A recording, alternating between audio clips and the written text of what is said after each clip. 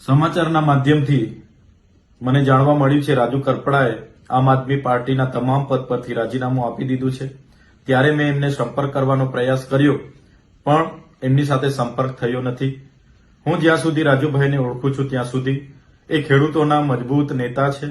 આમ આદમી પાર્ટીમાં રહીને ખેડૂતોના ન્યાય માટે અનેક લડતો એમણે લડી છે। એમાંની એક લડત બોટાદ કડદા પ્રથા નાબૂદ કરવા માટે એમણે હળદરમાં આંદોલન કર્યું। એ દરમિયાન એમને 100 દિવસથી પણ વધારે જેલમાં પણ રહેવું પડ્યું।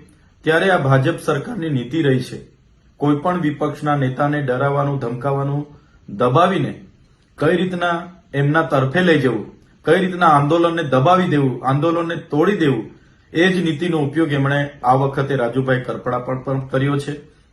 જેના બસ થઈને રાજુભાઈ કરપડાએ રાજીનામું ધર્યું હશે એવું મને લાગી રહ્યું છે।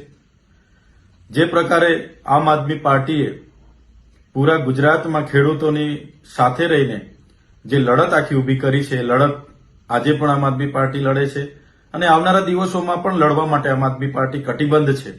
ગુજરાતની જનતા માટે હર હંમેશ આમ આદમી પાર્ટીના કાર્યકર તરીકે અમે સૌ ગુજરાતની જનતાના ન્યાય માટે હર હંમેશ લડતા રહીશું।